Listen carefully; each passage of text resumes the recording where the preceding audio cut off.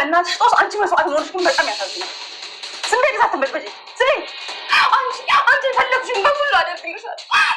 እባክሽ አትግደኝ። እኔ ምንም ነገር ለማድረግ ዝግጁ መሞት አልፈልግም። ይኸውልሽ አሁን የአንቺ ህይወት ያለው በእኔ እጅ ነው። ገባሽ? በዚህ ሽጉጥ ግንባርሽን ብዬ የዝንብ መጫወቻ ከማድረጌ በፊት እምልሽን ታደርጊያለሽ። አሁን እናትሽ ጋር ደውለሽ እምልሽን ታደርጊያለሽ። ቆይ ለምንድን ነው ቅድም የመጣው ጊዜ ቤተሰብሽ ፊት ጉድሽን ያዘረገፍኩልሽ? ደግሞ የምን ጉድ ነው የምታወሪው? ሌኩን ጋሽ ሌኩን አቶ ሌኩን ኑሐሚን ሌኩን ቤት ውስጥ የለም። እባክሽን ይቅርታ አድርጊልኝ። ይቅር በይኝ። ቢሳካልሽ እኮ ልጄን ገለሹ ነበር። ኑሐሚን እኔም እኮ የልጅ ነገር ሆኖብኝ ነው። እባክሽን ይቅርታ አድርጊልኝ። ይቅር በይኝ። አልገባኝም። ኑሐሚን ያንቺ ልጅ መሆኔን ታውቃለች ማለት ነው? እስከ ዛሬ በዚህ እያስፈራራችኝ ነበረ። ቅድም ስትመጣ ሌኩን ፊት ስላንተ ታወራለች ብዬ በጣም ፈርቼ ነበር። አንቺ የምትጎጅበት ከሆነ አሁንም ቢሆን ከማውራት ወደ ኋላ አልልም። እሺ እባክሽን ኑሐሚን ይቅርታ አድርጊልኝ። ከዚህ በኋላ ባጠገብሽም ድርሽ አልልም። አባትሽም ቢሆን ታክሞ ይድናል። ስለ ቤቱም ቢሆን ሁለተኛ ምንም ነገር አላነሳም። እባክሽን የኔ ልጅ ይቅርታ አድርጊልኝ። ቆይ ግን ምን አድርጌሽ ነው ይሄን ያህል በደል የምትፈጽሚብኝ እንዴ? ያለፈው አይበቃሽም እንዴ? ቤት ከወጣሁ በኋላ ለምንድን ነው የማታይኝ? እሺ በቃ ተውሻለሁ ኑሐሚን። የዛሬም ብቻ ይቅርታ አድርጊልኝ እባክሽን ኑሐሚን እባክሽን።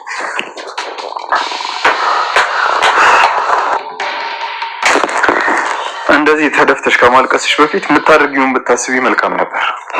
ዝም በል አንተ። ይሄ ሁሉ ይሆን ያለው ባንተ ነው። የማይታመን ነው። እኔ ዝናሽ እግሯ ስር ተደፍቼ ይቅርታ ጠየቅኳት እና ይቅርታ መጠየቅ እኮ ታላቅነት ነው።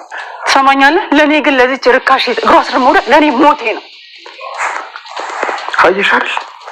እኔ ለዚህ ነው አንቺ መቼም አትቀየሪም ነሽ። ሁለተኛ ተመለስ።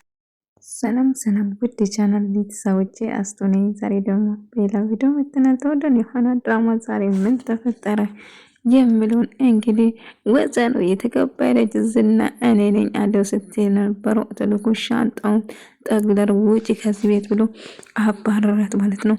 እባክህ ተረዳኝ፣ እኔ ምንም አላረኩትም፣ ምንም አላልኩም እያለች ስትክድ ነበር። ነገር ግን እየለመነችው ነበር።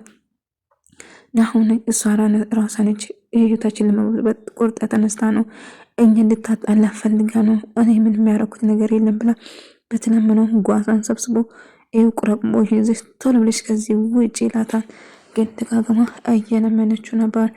ይሄ ነገር እውነት ከሆነ አረጋግጣለሁ፣ እውነት መሆኑን ካወቁ ግን ግንባርሽ ነው የምልሽ፣ እኔ አትልኩን አይደለሁም፣ ታያለሽ የዝናሽ የእውነት በጣም አበዛሽ አሁንስ እያለ ስጨውባት ነበር።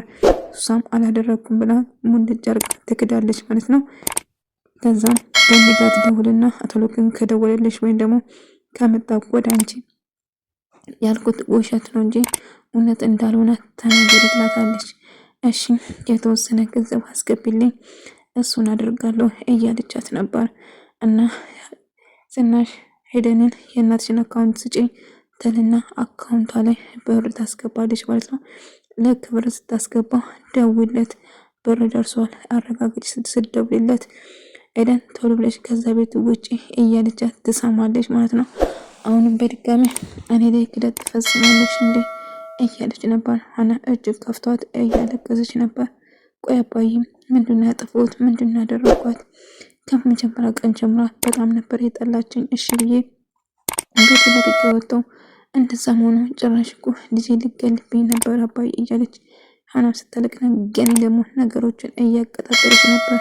እነሱን የወደደች ወይም ደግሞ ለኑሐሚን የምታስብ አስመስላ ነገሮችን እያቀጣጠለችው ነበር ማለት ነው። ነገር ግን አዎ የልጃችን ልትገል ነበር።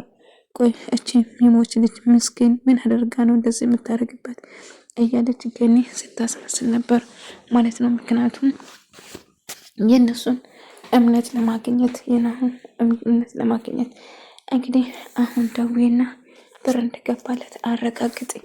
አዎ ብሩ ደርሶኛል ቶሎ ብለሽ ከዛ ውጪ ስትላት አይ ወይዘሮ ገነት አሁንም በድጋሚ ትዋሽኛለሽ፣ ትግጅኛለሽ፣ እንግዲህ ቁርጥሽን ወቅ ልጅሽን በውት አታገኘትም ብላ ታስፈራራታለች።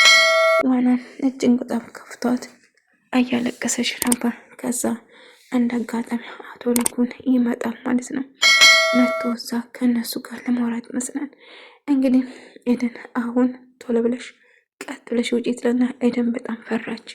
ዝናሽ እጅግ በጣም ተባሳጨች። ገኒ ክደት በድጋሚ 2 ጊዜ ትግዥኛለሽ አሁንም ገንዘብ ከገባለሽ በኋላ ትላትና ትቀስረበታለች። አሁን ኤደንን ትሰሚኛለሽ?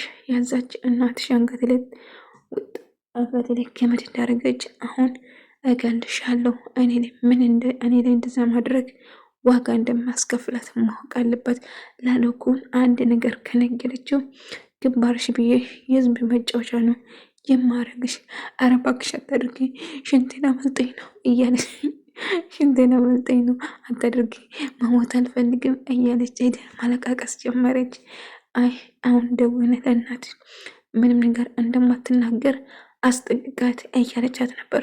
እሺ የምትፈልጊን ነገር አድርጋለሁ፣ እባክሽን አትግደኝ እያለች መለመኗን ቀጠለች። ነገር ግን እሺ በቃ ምንም እንዳታረገኝ እናቴ ጋር እደውላለሁ እሺ እያለች ዝም በይ አትጩሂ እያለች ስታስፈራራትና ስትጨውባት ነበር። ነገር ግን ሄለን እጅግ በጣም ፈርታ እጅግ በጣም እያለቀሰች ነበር። ምክንያቱም ዝናሽ 2 ጊዜ ነው ገነት የካደቻት ማለት ነው። ከዛ በእናትሽ ጋር ደውይና እናቷ ጋር ካስደወለች በኋላ እማዬ እባክሽን ልሞትብሽ ነው ምንም እንዳታረጊ እሷ የምትልሽን ሁሉ እሺ በያት እማዬ ልትገለኝ ነው እያለቻት ነበር። እሺ እንደማልናገር ቃል እገባልሻለሁ በልጄ ስም አልናገርም ብዬሻለሁ እያለቻት ነበር። ነገር ግን አንድ ነገር እናገራለሁ ልጅሽን ሬሳ የምታገኝ እያል አቶ ለኩን ግን እጅግ በጣም ተናዶ ነበር። ወይ ዝናሽ እንዴት እንደዚህ ታደርጋለች? እንዴት ይሄናል ትጨክናለች? እያለ ስጨነቅ ኤደን በጣም ፈራች። አይ ከአሁን በኋላ እዚህ ቤት መቆየት ለኔ አደጋ ነው፣ ከዚህ ቤት መውጣት አለብኝ እያለች እያሰበች ነበር። እንደ አጋጣሚ ዳግ መጣና ወይዘሮ ዝናሽ የት ነች ምናምን ስለ ሳሎን ነች፣ አዎ እዛ ነች ብላ እየነገረቻት ነበር።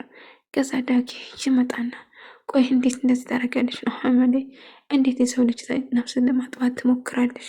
ነፍሰ ገዳይ ነሽ እንዴ? እያለ እየጮህባት ነበር። አንተ የማይመለከት ነገር ውስጥ አትግባ፣ ዞር በል አንተ ብዬን ለእኔ ብለሽ በሆን እንኳን ነፍሰ ገዳይ መሆን የለብሽም። ለእኔ ብታስብ ኖሮ ልጄ ብለሽ እንደ እናትና እንደ ልጅ ታቅፊ እንደ ልጅ ታደርጊኝ ነበር እያለት ነበር። እናጋጣሚ ናቱ መጣና እኔ ላይ ለምን እንደዚህ ያደረግሽ ለምን አባዬ ብላ እጅግ በጣም ተናደሰነ ትወጣለች ማለት ነው።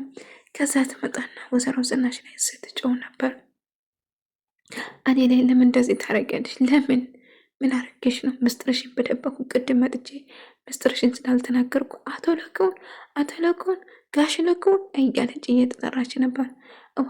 እባክሽን ይቅርታ አድርጊና አቶ ለኩን የለም ቤት ይቅር በይኝ ብላ እግሯ ስር ትንበረከካለች። እሺ ምን አጥፍቼ ምን አድርጌሽ ነው? ከዚህ ቤት እንድወጣልሽ ነበር ወጣውልሽ፣ ግን አሁን እኔን መጉዳት ለምን ፈለግሽ? እያለቻት ነበር። ከዛ ይቅርታ ብላ ተንበረከካ ይቅርታ ለመንቻት። ነገር ግን የሆነው ደፍትራት ሄደች። አቶ ለኩም እውነትና ውሸቱን ለማረጋገጥ መጣ ማለት ነው። ወይዘሮ ገነት የሰማሽው ነገር እውነት ነው ብሎ ጠየቀ። አዎ አይ እሷ እኮ ዝም ብላ ነው የምታወራው እያለ ተሰማ። ለመሸፋፈን በሞክረው ነገር ግን ገኒ የቀረጸችውን ድምፅ ታሰማቸዋለች ለአቶ ለኩ። አቶ ለኩ እጅግ በጣም ይናደዳል ማለት ነው። ዮሐና መጣ። ዮሐና በጣም ሐዘን ላይ ነው ያለችው። በጣም ከፍቷት ነበር። ከዛ እጅግ በጣም ተናደው ወደ ቤት ኤደን ደግሞ ስልኳን ተቀምጣለች። መንገደኛ ለምና ስልክ አስደውለችና እናም ለመጣ በይ እንኳን ወጣሽ፣ ከዛ አሁን በተወሰነ ገንዘብ አለ ለአንቺ ግራ ቤት እንሞላልሻለን እያለቻት ነበር። እማዬ እንደውም እያለች ስታወራ ግን በጣም ደስ ብሏታል። አሁን ልትገለኝ የነበረው እኮ እማዬ ፈርቼ ነበር እና ስንት ገንዘብ ነው የተቀበልሻት እያለች እያጣራቻት ነበር። ነገር ግን አቶ ለኩም በጣም ተናዶ ነበር እና ገኒ ደግሞ የሆነ ገኒን አመሰግናለሁ እያለች እንግዲህ በድጋሚ ለእሷ እምነቷ አሰጠች። ነገር ግን ገኒ የማትታመን ነው። ሄለንም እንደዛው ሄለን ከፈለገች እዚህ መታ መኖር ትችላለች አለቻት። የእውነትሽን አንቺ ጥሩ ሰው ነሽ እኮ መልካም ነሽ፣ የሆነ ልብሽ እኮ ንጹህ ነው እያለች ስታስመስል ነበር። ነገር ግን ስታቅፋት ቆይ እሰራልሻለሁ መስሎሻል እያለቻት ነበር። የሆነ ግን በንጹህ ልብ ይቅር አለቻት። ነገር ግን አሁንም ቢሆን የእሷ ይቅርታ እነሱ ለራሳቸው ጥቅም ነበር። አቶ ለኩን እጅግ በጣም ተናዶ እገልሻለሁ ደግሞ ውሸትሽ ፈጣጥነትሽ እያለ ሽጉጥ ይዞ ሲወጣ ራስ ልብ ድካም ይዞ ራሱን ይስታል ማለት ነው። ራሱ ስቶ ይወድቃል። ከዛ አባዬ እያለች እያወሩ ነበር። ለዝናሽ ይቅርታ ብታደርጊለት አባዬን እኮ ይቅርታ ባደርግለት አቶ ልኩ ግን ይቅርታ ያደርጉለትም እኮ በጣም ተስባቸዋል እያለ ሐኪም ቤት ይዞ ወጡ ገቡና ባሌ የኔ ውድ ባል እያለች ዝና እያለቀሰች ነበር። ዳጊ ግን ተረጋጊ እያላት ለማረጋጋት እየሞከረ ነበር። እናትና ኤደን እንግዲህ አንድ ላይ ተገናኙ። እንግዲህ የሚፈልገው ነገር እያገኘን ነው። አሁን አቶ ልኩን ለተሰማ ቤቱን በሱ ስም ሲገዛለት ቤቱ የራሴ ይሆናል እያለች ወይ ጌኒና ሄለን የጥቅም የሚፈልጉት ገንዘብና ገንዘብ ብቻ። አባዬ ኤደን ካሁን በላይ እኛ ጋር ትኖራለች ብላ ስነግሩ አባቷ ግን ደስተኛ አይደሉም። እንዴት? ምን? ለምን? አንቺ ካልሽ የሆን ልጄ ድጋሜ ይቅርታ ስንት ጊዜ ይቅር አልናቸው፣ ብዙ ጊዜ እኮ ይቅርታ አድርገናቸዋል እያለ ነበር። እስቲ የመጨረሻ ደግሞ ይቅር ብለን እንሞክራቸው እያለ ነበር። እንግዲህ ናሁም ባይቀየር ደስ ይለኛል ነገር በነገራችን ላይ ናሁም ሌላ ሰው ተክተው መጣ ማለት ነው። ግን ናሁም ወደነው ነበር ባይቀየር። ፊልም ብዙ ጊዜ ድራማ ላይ አዲስ ሰው ስመጣ ሲቀየር የሆነ ግር የሚለን ነገር አለና ናሁም ባይቀየር ደስ ይለኛል። እንግዲህ ናሁም ተክቶ የመጣ ሌላ ሰው ነው። ያው ናሁም ስም ነው የያዘው። እንግዲህ ዶክተሩ አባዬ ምንድነው የተፈጠረ? ዳዲ ምን ሆነ እያለ እያጠራ ነበረ። ናሁም ንገረኝ ምንድነው የተፈጠረ እያለ እየጠየቀ ነው ማለት ነው። እንግዲህ ናሁም ምን እንደሆነ አባቱም እንደተፈጠረው ለማጣራት እየሞከሩ ነበር። አምራትና ናሁም ባይቀይሩ ደስ ላይ ነበር። አንድ ፊልም ላይ ብዙ ጊዜ ሰው ሲቀያየር ብዙም ድምቀት አይኖሩም እና ናሁም ባይቀየር ደስ ይለኛ ነበር እንደኔ አስተያየት ወይም ደግሞ እንደኔ ፍላጎት ባይቀየር ባይ ነበር። እንግዲህ ለምዶ ስለነበረው ናሁም እንግዲህ አባታቸው አቶ ልኩን ይሞታል ወይንስ አይሞትም የሚለውን ቀጣይ ቪዲዮ ላይ አብረን እናያለን። ባይሞት ድራማው ያምራል፣ ከሞተ ትንሽ ይደብራል። ባይሞት ብለን እንመኝ።